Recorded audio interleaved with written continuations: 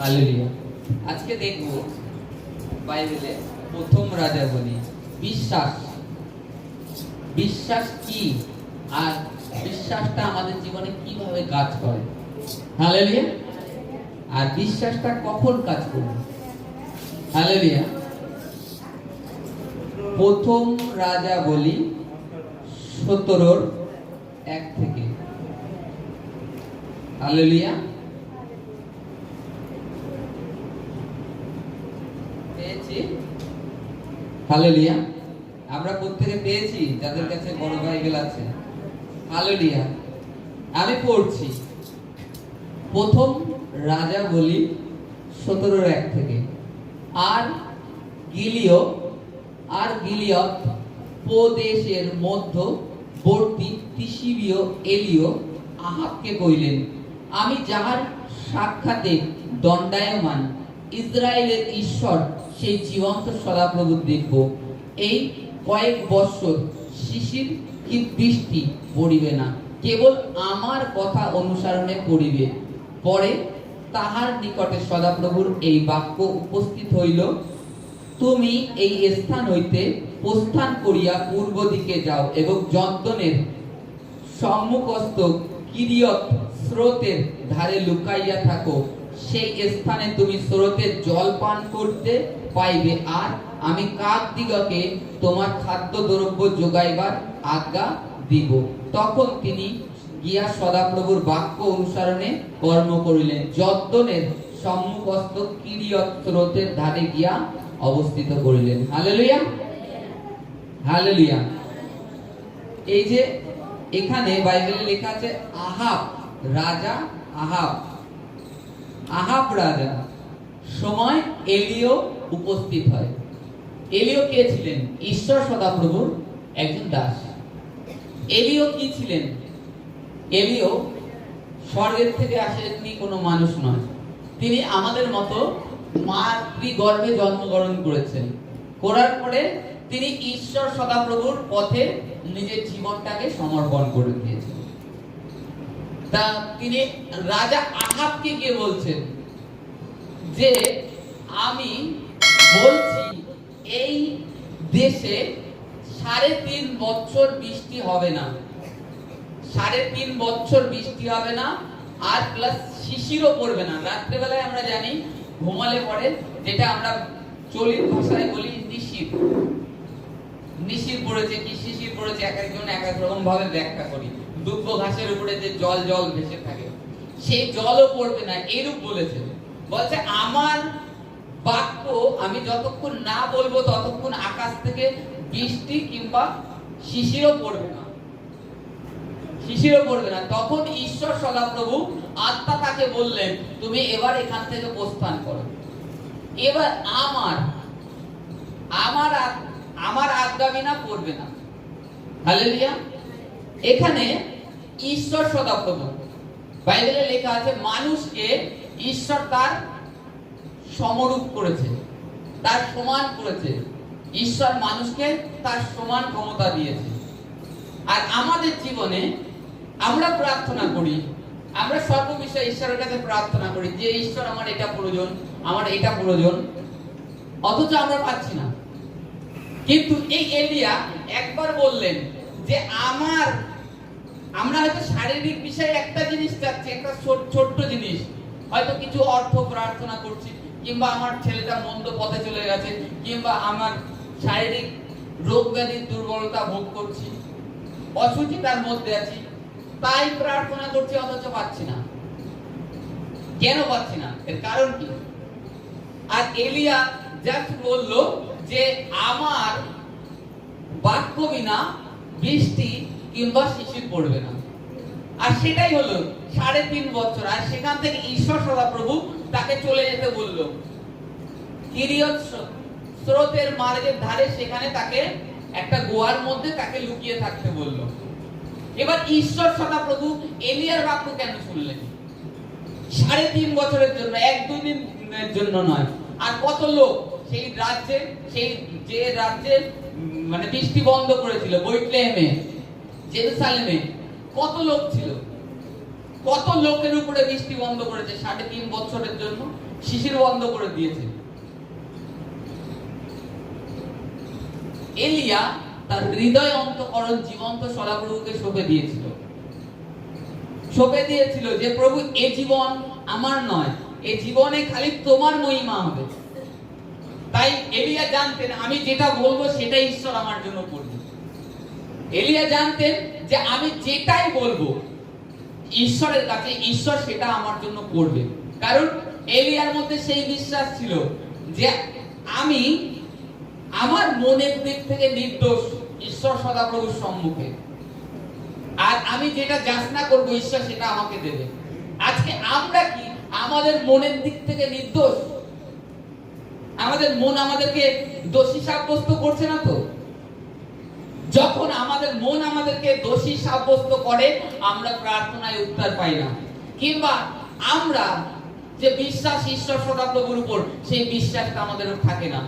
প্রার্থনা করছি, প্রার্থনার পরে প্রার্থনা করছি, কিন্তু উত্তর পাচ্ছি না, আসছে না। কারণ সবসময় আমরা আমাদের শারীরিক জীবনের কথা ভাবছি, শারীরিক অভিলাষের চেষ্টা করছি। প্রভু আমাকে কিছু টাকা দিয়ে দাও যেন আমার ঘর বাড়ি ভালো হয়। প্রভু আমার বিয়ে হচ্ছে না, একটা পাত্র জোগাড় করে দাও। আমার বিয়ে হচ্ছে না, একটা পাত্রী জোগাড় করে দাও। প্রভু আমার ছেলে নেশার মধ্যে রয়েছে, তাকে তুমি ফিরিয়ে নিয়ে আসো। একবারে বলছি না প্রভু আমার ছেলেটাকে ফিরিয়ে নিয়ে আসো, ও যেন তোমার মহিমা, তোমার রাজ্যের সেবা হয়। প্রভুর মহিমার জন্য বলছি না, প্রভু আমাকে অর্থ দাও যেন তোমার মহিমায় ব্যবহার করতে পারি। চাচ্ছি না ঈশ্বরের জন্য, এই কারণের জন্য পাচ্ছি না। আমরা সবসময় আমাদের সুখ অভিলাষের চেষ্টা করছি, এই কারণে আমরা বিশ্বাসও করছি সদাপ্রভুর উপর, সেই রূপ ভাবে আর করতে পারছি না, আর পাচ্ছি না। আজকে আমরা দেখছি অনেকের জীবনে ঈশ্বর বড় বড় টেস্টিমনি, বড় সাক্ষী দিচ্ছেন। বড় বড় মণ্ডলীতে দেখি আমরা, জিজেস কল, অঙ্কুর নরলা মিনিস্ট্রিতে বড় বড় সাক্ষী দিচ্ছে। দাদা এসে বলছিল তাদেরকে বীজ বোনার কথা বললে হয় যে 500,000, ওসব ওখানে কোনো ব্যাপার না, লাখ লাখ নিয়ে এসে লাইনে দাঁড়ায় করছে যে কে 50,000 1 লাখ দান করবেন। লাইন আলাদা নাকি সেই বিশাল লম্বা হয়ে গেছে। তারাও কিন্তু ঈশ্বর সদাপ্রভুর প্রাঙ্গণে হাজির হচ্ছে, উপস্থিত হচ্ছে। তারা বলছে ঈশ্বর তুমি আমাকে দাও যেন তোমাকে আমি দিতে পারি, যেন তোমাকে দিতে পারি, তোমার রাজ্যে দান দশমাংশ দিতে পারি। আর ঈশ্বর তাদেরকে সেই রূপ ব্লেস করছে, তাদের আশিসের উপরে আশিস আসছে। তারা কি করছে? ঈশ্বরের যে দশমাংশ সেটা সব ঠিকঠাক দিয়ে দিচ্ছে। আর তাদের মনের মধ্যে সেই বিশ্বাস আছে, কারণ আমি ঈশ্বরের রাজ্যে দান দশমাংশ দিই, ঈশ্বরের আজ্ঞা মানি, ঈশ্বর কেন আমার প্রার্থনা শুনবে না? ঈশ্বর আমি যা চাবো ঈশ্বর দেবে। এই রূপ এলিয়াও ছিলেন, কারণ সে ঈশ্বর সদাপ্রভুর উপরে বিশ্বাস করতেন। আর আমাদের এখানে দান দশমাংশ যদি বলা হয়, ফুটো ছেঁড়া নোট, ফুটো পয়সা যেটা চলে না, ছোট 1 টাকা, সেইটা ঈশ্বরের প্রাঙ্গণে। এই কারণে ঈশ্বরের ব্লেসিং তোমাদের থেকে দূরে রয়েছে। কারণ তোমরা নিজেদের থেকে বিচার করে দেখো যে তোমরা হৃদয়ে পরিষ্কার কিনা, দোষী পাচ্ছ না তো? বাইবেলে লেখা আছে তোমরা ঈশ্বর সদাপ্রভুর প্রাঙ্গণে উত্তম জিনিসটা আনো। আমরা কি উত্তমটা আনছি? অচল নিয়ে আসি। এই কারণের জন্য আমাদের পরিবারে উন্নতি নেই, আমাদের উপরে দুষ্ট আত্মার সমস্যা লেগেই আছে। এই কারণে রোগ ব্যাধি আমাদের ছাড়ছে না, কারণ আমরা ঈশ্বর সদাপ্রভুর প্রাঙ্গণে সেই ভাবের সাথে, মনের শুদ্ধতার সাথে মন খুলে আর আসতে পারছি না, এলিয়া সেই ঈশ্বর সদাপ্রভুকে তার জীবন সঁপে দিয়েছিল। সে বিয়ে থা করেনি, প্রভুর রাজ্যের কাজ করে গেছে। আর এই এলিয়াকে ঈশ্বর সদাপ্রভু সশরীরে স্বর্গরাজ্যে নিয়ে গেছে, রেপচার করেছে এলিয়াকে। কারণ এলিয়া তার জীবনকে সঁপে দিয়েছিল।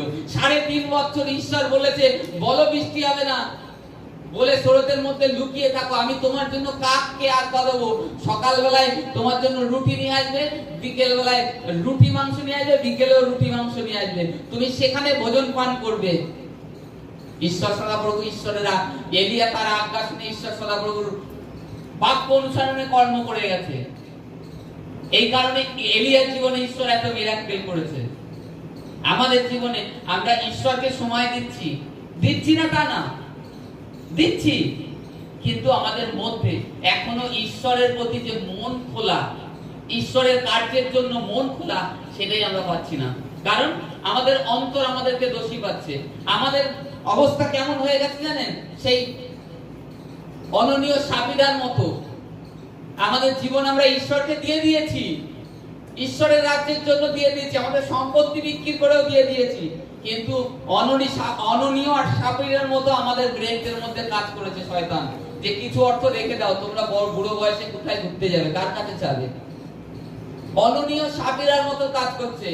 আমরা এই কারণের জন্য ঈশ্বরের চমৎকারকে দেখতে পাচ্ছি না, ঈশ্বরের অনুগ্রহ, সুস্থতা আমরা দেখতে পাচ্ছি না। আমরা সুস্থ হচ্ছি, কেউ প্রার্থনা করে দিচ্ছে, সুস্থ হচ্ছি, আবার পুনরায় আমরা রোগগ্রস্ত হয়ে যাচ্ছি। আমাদের মনকে এখনো সরল করতে পারছি না ঈশ্বর সদাপ্রভুর সম্মুখে। প্রভু তিনি করুণাময়, তিনি প্রেমময়। পুরাতন নিয়মে যাত্রা পুস্তকে দেখি সেইখানে ঈশ্বর ক্রোধ করেছে, তারপরে যখন তার পুত্রকে যখন পাঠিয়েছে, তিনি তার ক্রোধকে তুলে নিয়েছেন। খালি বিশ্বাস করতে বলেছে তার পুত্রের উপরে, বিশ্বাস করো, নিজে শুদ্ধ হও, তোমার আলাদা কোনো মন্দির নির্মাণ করার প্রয়োজন নেই।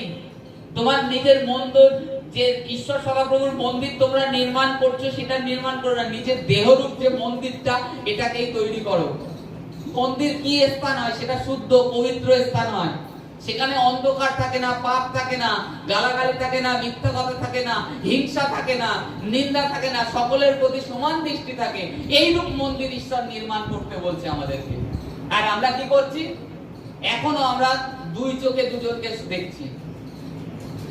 আবার বলছি আমরা খ্রিস্ট হচ্ছে ধার্মিক হয়েছি, জোর গলায় বলছি আমরা ধার্মিক,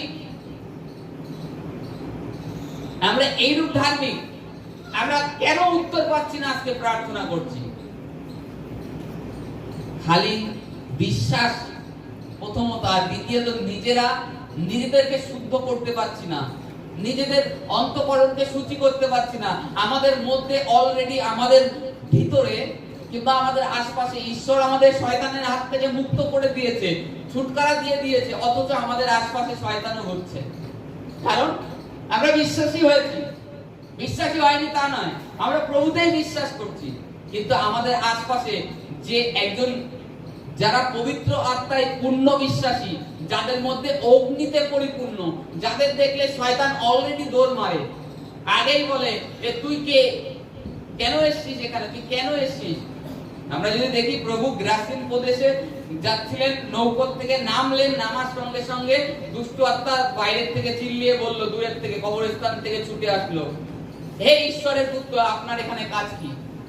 আজকে আমরাও যখন প্রভুর উপরে, তার উপরে বিশ্বাস করে ঈশ্বর সদাপ্রভুর কাছে এই রূপ প্রার্থনা করব, আমাদের মধ্যে সেই অগ্নিকে, পবিত্র অগ্নিকে শয়তান দেখতে পাবে, কোন সাধারণ মানুষ দেখতে পাবে না। কারণ তার সেই চোখ নেই, আত্মিক প্রাণীর আত্মিক চোখ আছে, আর সেই দেখতে পারে তোমার মধ্যে সেই অগ্নি। আজকে এলিও প্রার্থনা করেছে, ঈশ্বর 3.5 বছর সেই বৃষ্টি বন্ধ করে রেখে দিয়েছে, শিশিরও পড়তে দেয়নি।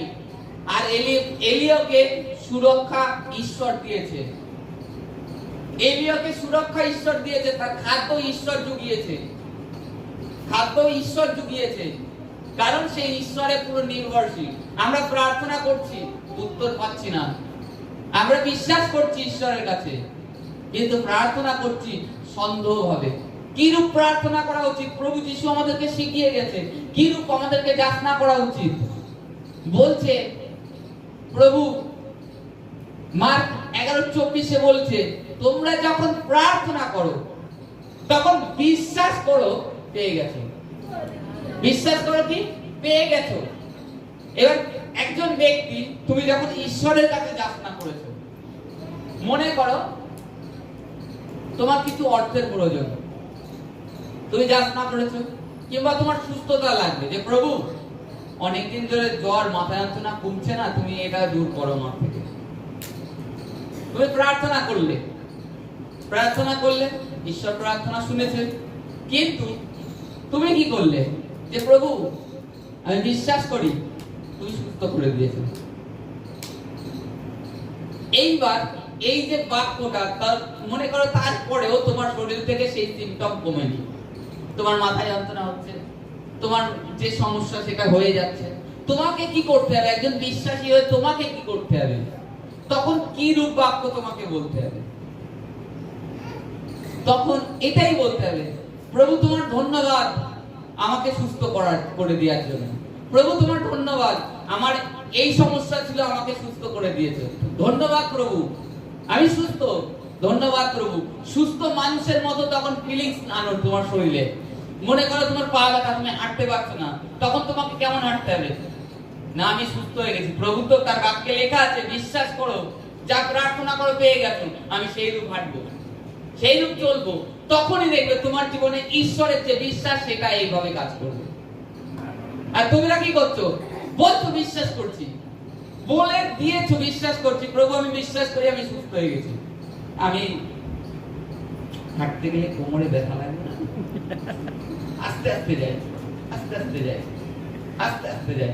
কিন্তু তোমার মধ্যে সেই ঈশ্বর যে অ্যাটিটিউড শয়তানকে দেখানোর জন্য দিয়েছে, সেইটা যখন প্রকাশ করবে, না আমি সুস্থ, আমি সঠিক হাঁটবো, আমি হাঁটবো, ঈশ্বর আমাকে হাঁটাবে। কারণ প্রভু বলেছে তুমি ভয় করো না, আমি তোমার সঙ্গে সঙ্গে রয়েছি। প্রভু বলেছে তুমি যখন প্রার্থনা করো, বিশ্বাস করো, পেয়ে গেছো। তাহলে আমি কেমন হাঁটবো? আমার কেমন হাঁটা চাই? যে চলতে পারে না তাকে উঠে দাঁড়াতে হবে। যে প্রভুর বাক্যে লেখা রয়েছে, আমি ঘোষণা করবো আমার জীবনে, প্রভু আমি সুস্থ হয়ে গেছি, আমি উঠবো, ওঠার চেষ্টা করবো, আমি কাউর সাহায্য নেব না, প্রভু তোমার থেকে আমার সাহায্য আসবে, আর আমি সুস্থ। কিন্তু আমরা এখনো সেই বিশ্বাস আমাদের মধ্যে নেই। ঈশ্বর সদাপ্রভু এই কারণের জন্য আমাদের জীবনে ওই এলিয়ার মতো চমৎকার আটকে রয়েছে। এলিয়ার মতো চমৎকার আমাদের জীবনে আটকে রয়েছে, কারণ আমাদের মধ্যে এখনো সন্দেহ রয়েছে, আদৌ প্রভু আছে তো? প্রথম, প্রভু যদি থাকতেন তাহলে এতদিন আমি কেন কষ্টে? আরে এতদিন তুমি কষ্টে, তোমার বিশ্বাস দুই নৌকায় রয়েছে, তোমার বিশ্বাস দুই নৌকায়। তোমার বিশ্বাসটা ঈশ্বর সদাপ্রভুতে ছেড়ে দাও। কারণ এইটা জেনে রাখো, এই শরীর যখন এই পৃথিবীতে জন্মেছে, এর একদিন না একদিন শেষ হবে, একদিন না একদিন শেষ হবে। তুমি অমর বর নিয়ে আসুনি, অমর জীবন নিয়ে আসুনি যে তুমি পুরো লাইফ টাইম এই পৃথিবীতে জীবিত থাকবে, ওইরূপ তুমি নিয়ে আসুনি। এই কারণে প্রভু যীশু খ্রিস্ট নিজে দেখিয়ে গেছেন যে যাকে এই পৃথিবীতে জন্মগ্রহণ করতে হয় তাকে মরতেও হয়, আর তাকে আবার পুনর্জীবিত হতে হয়। তিনি প্রমাণ দিয়ে গেছেন। তিনি আমাদের জন্য ক্রুশে মৃত্যুবরণ করলেন, কবরে গেলেন, ফির 3 দিনে জীবিত হলেন, কারণ আমাদেরকে দেখানোর জন্য। এই পৃথিবীতে কিছু আকাশ থেকে পড়েনি। তিনি কিন্তু ঈশ্বর ছিলেন, তিনি এমনি আসতে পারতেন, কিন্তু মানুষ স্বীকৃতি দেবে না বলে তিনি পূর্ণ মানুষ হয়ে আসলেন। পূর্ণ মানুষ, পূর্ণ মানুষ মানে বুঝি, পূর্ণ মানুষ হচ্ছে একজন, আমি যে মানুষ, আমার যেরকম কেটে গেলে আমার হাতে ব্যথা লাগে, আমার শরীর, আমার ব্রেন আমাকে সিগন্যাল দেয় এখানে কেটে গেছে, এখানে কিছু পাতা দে, ঔষধি দে, নাই ব্লাড পেরিয়ে তুই মৃত্যুবরণ করবি। তদ্রূপ তিনি পূর্ণ মানুষ ছিলেন, আর পূর্ণ ঈশ্বরও ছিলেন প্রভু যীশু খ্রিস্ট। পূর্ণ মানুষ এবং পূর্ণ ঈশ্বর। তিনি সুখ দুঃখ সমস্ত কিছু অনুভব করতেন। আর প্লাস তিনি যে পূর্ণ ঈশ্বর, তিনি তার কর্ম দ্বারা, তার চমৎকার দ্বারা দেখিয়ে গেছেন মানুষকে। মৃতকে, লাজারকে বলেছে লাজার বাইরে আসো, পচা 4 দিনে লাশ বেরিয়ে চলে এসেছে। প্রভু কি? তিনি পূর্ণ পরমেশ্বর, তিনি বলেছেন উঠে গিয়েছে। তদ্রূপ আজকে ঈশ্বর তার দাসদেরও সেই ক্ষমতা দিয়েছে। প্রভু বলছে তোমরা যদি আমার বাক্য মানো, তা আমার আজ্ঞা মেনে চলো, আর আমার বিধি পথে চলো, তবে তোমরা এর থেকে বড় বড় চমৎকার করবে, এর থেকে বড় বড় চমৎকার করবে। কিন্তু তোমরা, আমি কি বললাম, নিজের জীবনটা প্রভুর মহিমার জন্য যখন শোভে দেবে, তখনই প্রভু করবে। তোমার যে কোনো কাজে, তোমার হাতের কাজকে, যে প্রভু যেটুখানি হাতের কাজ হোক, এই কাজটায় যা উপার্জিত হবে তার থেকে তোমার দশমাংশ তোমার রাজ্যের জন্য, তোমার মহিমার জন্য, তখন প্রভু তোমার জীবনে অদ্ভুত চমৎকার করবে। অদ্ভুত, যা তুমি ভাবতে পারবে না, যা না হওয়া কাজ, সেটা তোমার কাছে হয়ে যাবে। ঈশ্বর তোমাকে বুদ্ধি দেবে, এমন এমন বুদ্ধি যা তুমি ভেবে পারবে না। কারণ বাইবেলে লেখা আছে ঈশ্বর সদাপ্রভু আমাদেরকে বুদ্ধি যোগান, তিনি আত্মা জুগিয়ে দেন। মসিকে বলছে, যখন ঈশ্বর সদাপ্রভুর মন্দির, যে সিংহাসন, যে বাক্স তৈরি করা হয়েছিল, তার মধ্যে হারনের যষ্টি, মান্নাদারি ঘট, প্রস্তর, দুখানা প্রস্তর ফলকে যাতে 10টা আটকা ছিল, সেই তাম্বু নির্মাণ কার্য সমস্তর জন্য বিজ্ঞতার আত্মা দিয়েছিল। কি বুদ্ধির আত্মা দিয়ে দিয়েছিল এক একজনের উপরে। ঈশ্বর বলে দিয়েছিল, আমি একে এই বুদ্ধি দেব, এরা এই এই কাজ করে দেবে, এরা এই এই করবে। সকল আলাদা আলাদা বুদ্ধি দিয়ে দিয়েছিল। আজকে ঈশ্বর আমাদের কেন দিচ্ছে না? কেন পাচ্ছি না? আমরা ঈশ্বর সদাপ্রভুর কাছে কি বললাম? নিজেদের জন্যই চাচ্ছি, খালি নিজেদের জন্য। খালি আমি ভালো থাকি, আমি সুস্থ থাকি, আমার পরিবার সুস্থ থাকুক। আমি এটা চাচ্ছি না আমার পাশেও যেন ওই সন্তানরা প্রভুকে না জানার দরুন নষ্ট হয়ে যাচ্ছে। প্রভু তার উপরে যেন কৃপা করে।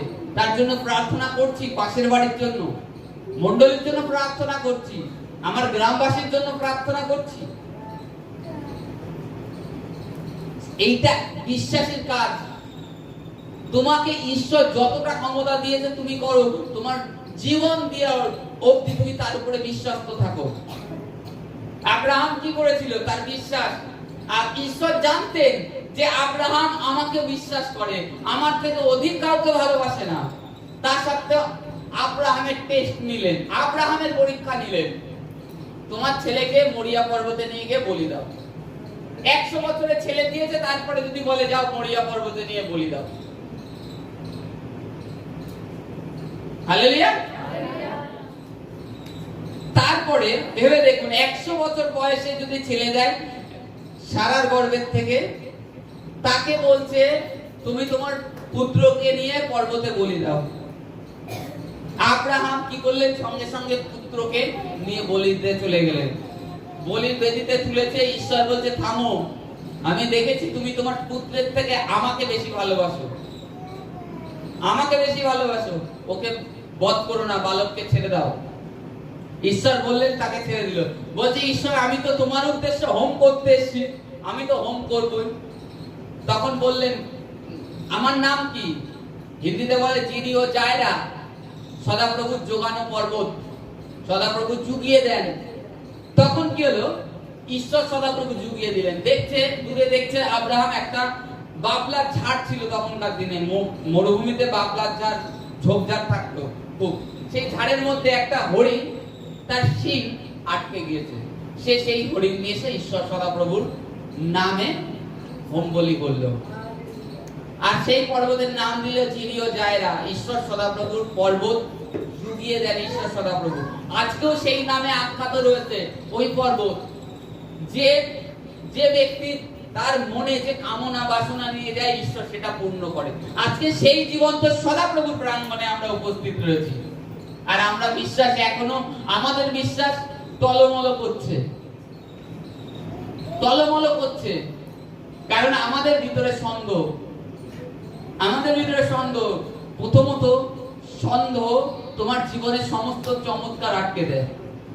আর দ্বিতীয়ত তোমাকে নম্র হতে হবে পুরো, ঈশ্বর থেকে অনুগ্রহ নিতে হলে। আর তৃতীয়ত ঈশ্বরের যেটা, সেটা ঈশ্বরকে দাও। ঈশ্বরের জন্য উত্তম জিনিসটা আনার চেষ্টা করো। যেটা উত্তম সেটাই ঈশ্বর সদাপ্রভুর প্রাঙ্গণে আনো। তবেই দেখবে ঈশ্বরের আশীষ আসবে। আর ঈশ্বরের কাছে প্রার্থনা করবে, যে কোনো বিষয় উত্তর তুমি পেয়ে যাবে অলরেডি। আর প্রার্থনা কোন রূপ? যে প্রভু ধন্যবাদ করি, আমি যে জিনিসটার জন্য প্রার্থনা করেছি আমি বিশ্বাস করি সুস্থ হয়ে গেছি, হয়ে গিয়েছি, কিংবা যেটা আমার প্রয়োজন আছে সেটা তুমি দিয়ে দিয়েছো। এই রূপ যখন প্রার্থনা, তোমার বাক্য তুমি ঘোষণা করবে, ডিক্লেয়ার করবে, তখন সেটা হবে। আমরা দেখি এই এলিয়া পরে গিয়ে 3.5 বছর পরে আবার ঈশ্বর বলে তুমি আহাবকে গিয়ে বলো, তাকে দেখা দাও, আহাবকে দেখা দাও গিয়ে। এলিয়া বলছে হে প্রভু, এলিয়ার সামনে আহাব রাজার সামনে গেলে এবার আহাব তো আমাকে মেরে ফেলবে, আহাব আমাকে মেরে ফেলবে, কারণ 3.5 বছর আমি বলে এসেছি যে বৃষ্টি হবে না, 3.5 বছর শিশির পড়বে না, এবার কি আমাকে আস্ত রাখবে? বলছে আমি বলছি যাও, আমি বলছি তুমি যাও। এলিয়া গেলেন, গিয়ে বলছে তার সেনাপতিকে গিয়ে বলছে রাজা আহাবকে বলো এলিয়া এসছে, তিসিবিও এলিয়া উপস্থিত। 3.5 বছর যে এলিয়ার খোঁজ নেই, রাজা আহাব খুঁজে পায়নি, তার রাজ্য আশপাশের রাজ্য খোঁজ করেছে, অথচ এলিয়ার সন্ধান পায়নি।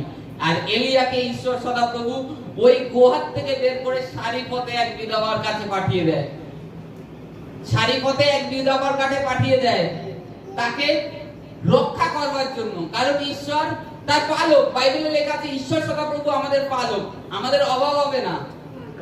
এলিয়ার খাদ্য সেই বিধবার দিয়ে রেখেছে, আর বিধবারা মনে মনে পরিকল্পনা করেছে কি, অল্প একটু আটা আছে, 2টো রুটি করব প্রস্তুত করে, তাতে বীজ দিয়ে ছেলেকে একটা দেবো, আমি একটা খাবো, মরে যাব, মরে যাব। এলিয়া যখন সেই গিয়ে উপস্থিত হলেন, এলিয়া বললেন 1 গ্লাস জল হবে? বলছে হ্যাঁ হবে। জল আনতে যাচ্ছে, কিছু দূর গিয়েছে, পিছন দিকে এলিয়া আবার ডাক দিয়েছে, খালি জল না, একটা রুটিও ঘরের থেকে নিয়ে এসো। হালেলুয়া, একটা রুটিও নিয়ে এসো। বলছে আমাদের তো যেটুখানি কাটা আছে ভেবেছিলাম ছেলে আমি খাবো। বলছে আমি বলছি তুমি নিয়ে আসো, বাদ বাকি পরে ঈশ্বর জুগিয়ে দেবে। সেই স্ত্রী আর কোনো কথা বলেননি, সে কি করেছে, ওই ঘরের থেকে গিয়ে ওই আটা দিয়ে রুটি করে নিয়ে এলিয়াকে জল আর রুটি দিয়েছে। এলিয়া খেয়েছে, খেয়ে দিয়ে তাকে বলছে আমি যতদিন তোমার এগিয়ে থাকবো ততদিন তোমার আটার হাড়িতে আটা আর তোমার তৈলের বাটিতে তৈল কখনো শেষ হবে না। হালেলুয়া। তদ্রূপ এবার ঘরে গিয়ে দেখি কি তার হাড়িতে আটা ছিল না, একটু নামমাত্র গুঁড়ো গাড়া ছিল, হাড়ি আটা ভরে গেছে আর বাটিতে তেল ভরে গেছে। এবার এলিয়া ওই যে 3.5 বছর ওখানে ছিল, ওই ওরা তো 2 মা ছেলে কিংবা তার পরিবারে আরো লোক ছিল, তারা তো তার আত্মীয় পরিজনে প্লাস এলিয়া, তারা খেয়ে বেঁচেছে ওই 3.5 বছর, তাদের কোনো অভাব হয়নি। এবার ঈশ্বর সদাপ্রভু আহাবকে দেখা দিতে বলেছেন। তার মধ্যে আরেকটা ঘটনা হয় যে এই বাড়ির এই ছেলে মারা যায়, এই ছেলে মারা যায়, এই যে বিধবার ছেলে মারা যায়। তা বলছে হে ঈশ্বর সদাপ্রভু, লোক আমার ছেলে তো মৃত্যু হলো, কি করব, আপনার জন্য আমার পরিবারে একটা অনিষ্ট হয়ে যাবে।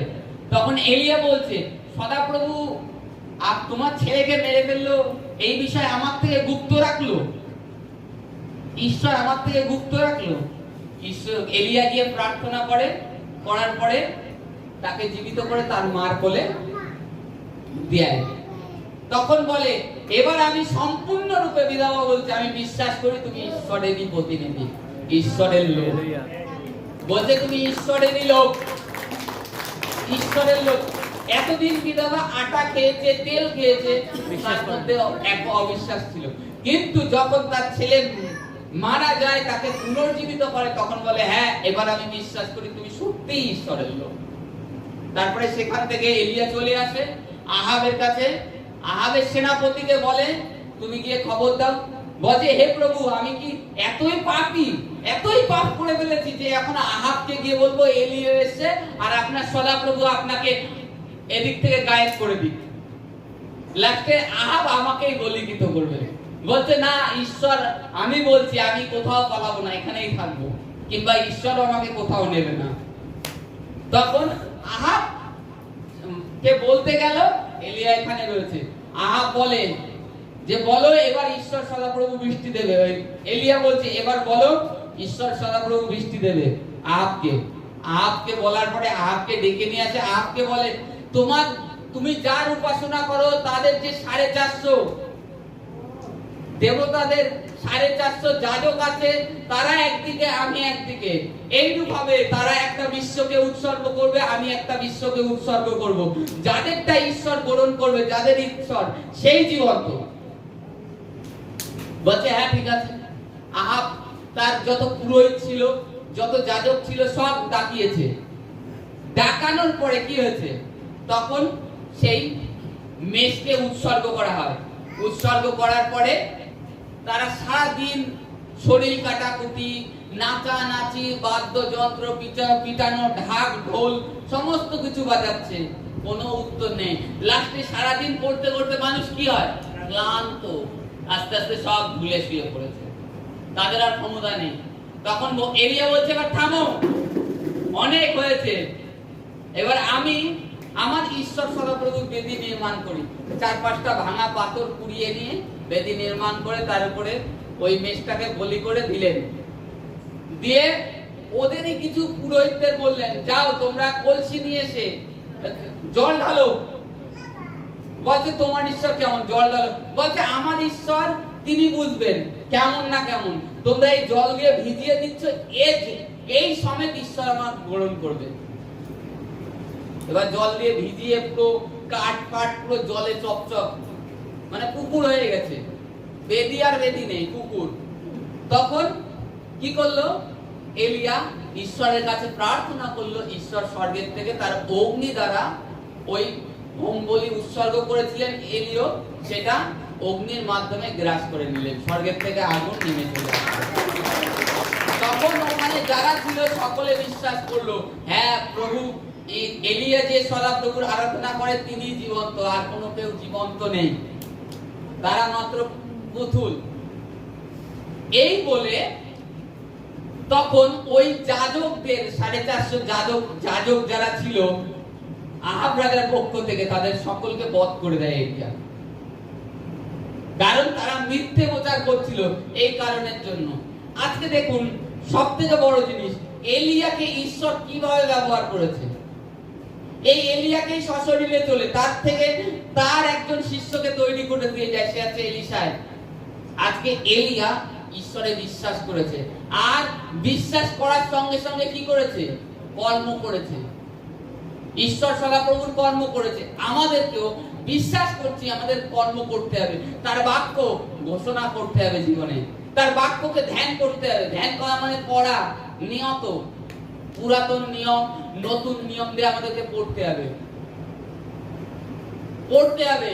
তখনই আপনি যখন আপনার জীবনটাকে শুদ্ধতার দিকে, অসুচির থেকে সুচিতার দিকে নিয়ে আসবেন, পাপ থেকে দূরে থাকবেন, তখন দেখবেন আপনি আপনার মুখে বাক্য বলবেন আর ফটাফট হয়ে যাবে। রোগীকে বলবেন সুস্থ হয়ে যাও যিশুর নামে, অসুচিকে বলবেন সূচি হয়ে যাও, সূচি হয়ে যাবে। কারণ আপনার মুখে বাক্য পড়তে দেবে না। আপনি এখন একজন ঈশ্বরের সন্তান হয়ে এখনো মৃত্যুর ভয় পান। হালেলুয়া। তার ভয় আছে, মৃত্যুর ভয় আছে। ঈশ্বরের সন্তান হয়েও মৃত্যুর ভয় পান। বারবার বলি, আমাদেরকে এই পার্থিবিক শরীর একদিনকে পরিত্যাগ করতে হবে, আর আমাদেরকে সেই আত্মিক শরীরকে পরিধান করতে হবে।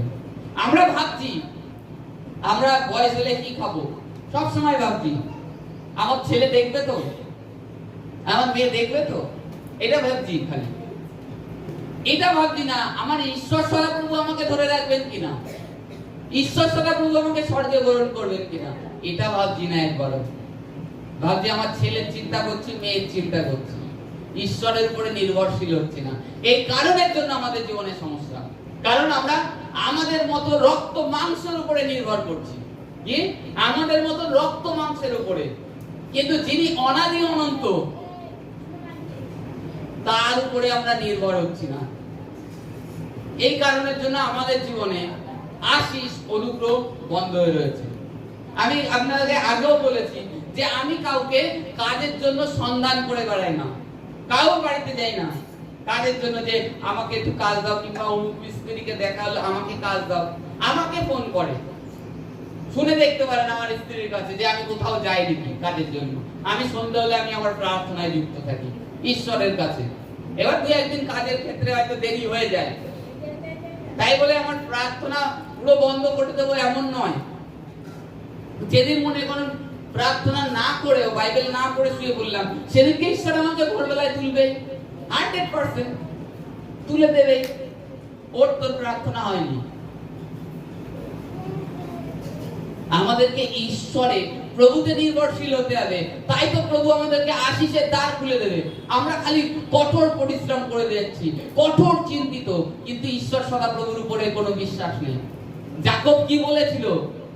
পুরাতন নিয়মে যদি দেখি, যাকব বলছে, হে সদাপ্রভু, আমি যে আমার লাবণের কাছে যাচ্ছি, সেখানে যদি তুমি আমার সহবর্তী থাকো, আমাকে ধন সম্পত্তি সমগ্র কিছু দিয়ে আশীষ করো, আমি তোমার আসার পথে তোমার এইখানে দান দশমাংশ দেবো।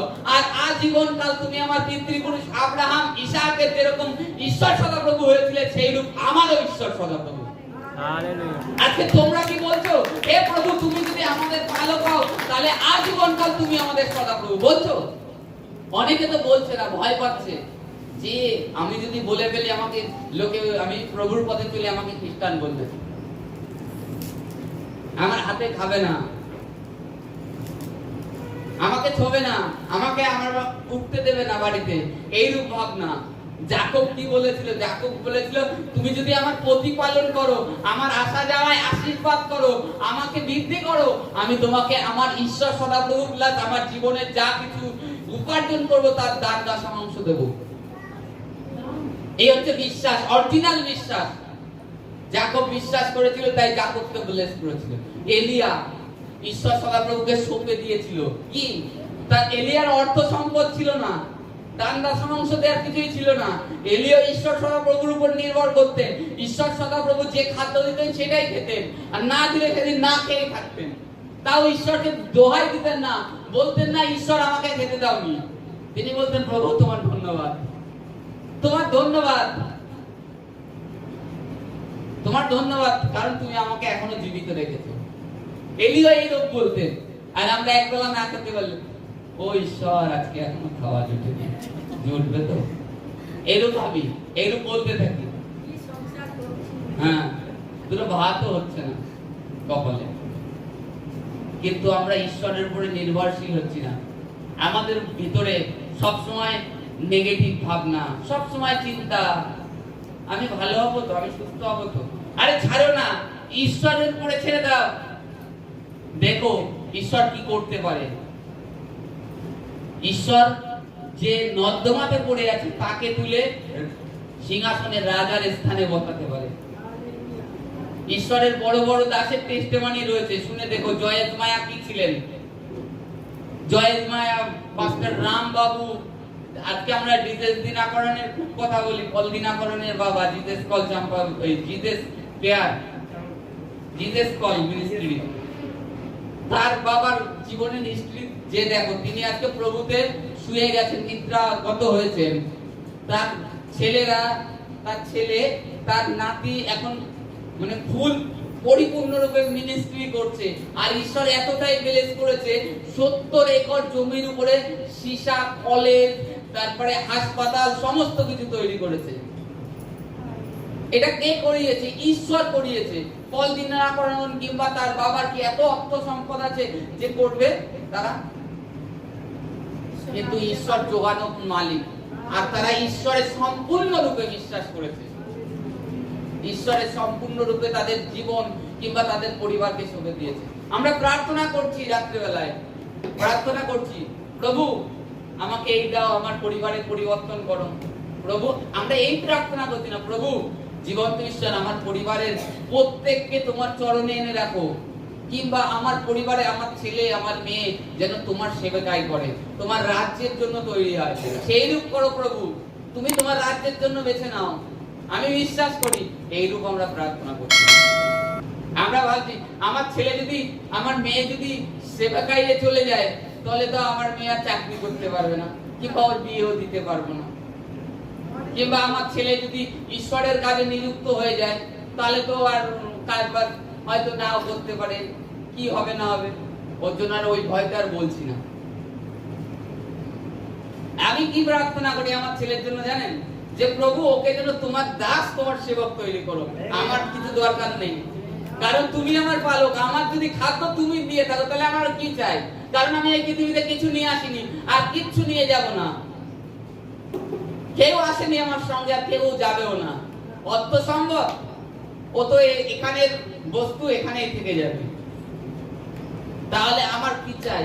তুমি জাস্ট আমাকে যে আহার আমার প্রয়োজনীয় সামগ্রী যোগাচ্ছ, এটাই আমার জন্য যথেষ্ট।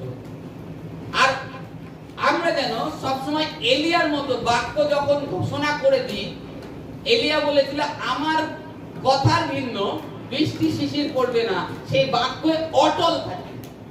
হালেলুয়া। বিশ্বাসের মেন উদ্দেশ্য আপনি যে বাক্য, যে প্রার্থনা করেছেন, আপনাকে অটল থাকতে হবে। যে আমার ঈশ্বর দিয়ে দিয়েছে, তিনি অপারগ নয় কিংবা তিনি দুর্বল নয়, তিনি এই পৃথিবীর সৃষ্টির নির্মাতা। আপনি আপনার জীবনে খালি ঈশ্বরের বাক্য ঘোষণা করে যান, দেখবেন আপনার জীবনে চমৎকার আসতে বাধ্য অলৌকিক ভাবে আপনার জীবনে। আমার জীবনে একবার অলৌকিক ভাবে, তখন আমার পয়সার প্রয়োজন, পয়সা নেই, খুবই টানাটানির মধ্যে, সমস্যার মধ্যে যাচ্ছে। তাই প্রার্থনা, প্রভু কিছু অর্থের প্রয়োজন, কোন লাইনও নেই যে সেই লাইন থেকে আমি টাকা পাবো, কেউ আমাকে ধার দেবে কিংবা ধার করবো, এরকম মন্তব্য নেই। আমি প্রার্থনা করেছি, অদ্ভুত রীতিতে আমার অ্যাকাউন্টে 1500 টাকা চলে আসে, অদ্ভুত ভাবে। কোথা থেকে আসে আমি আজও তার তদন্ত পাইনি, কোথা থেকে এসে। ঈশ্বর তিনি দেয়ার মালিক, তার উপর আমাদের বিশ্বাস করতে হবে। প্রার্থনা যখন করেছি যে প্রভু তুমি জুগিয়ে দেবে, আর প্রভু আমি বিশ্বাস করি যে তুমি যদি আমার জীবনে এই চমৎকার করো, আমি আমার জীবন, আমার পরিবারকে সমগ্র তোমার চরণে রাখছি। আমি কাউর পশ্চাৎগামী হব না, কাউর দিকে ফিরবো না, তবে ঈশ্বর তোমার দিকে তাকাতে বাধ্য, তোমাকে ছাড়বে না। তাই তো তার বাক্যে বলেছে যিশায়াতে যে তোমার জন্মদাত্রী মাতা পিতা তোমায় ভুলে যাবে, তবুও আমি তোমাকে ছাড়বো না, তোমাকে পরিত্যাগ করবো না। এটা ঈশ্বরের প্রতিজ্ঞা, কোনো মানুষের নয়। Hallelujah, hallelujah. আমরা যেন বাক্য ঘোষণা করি।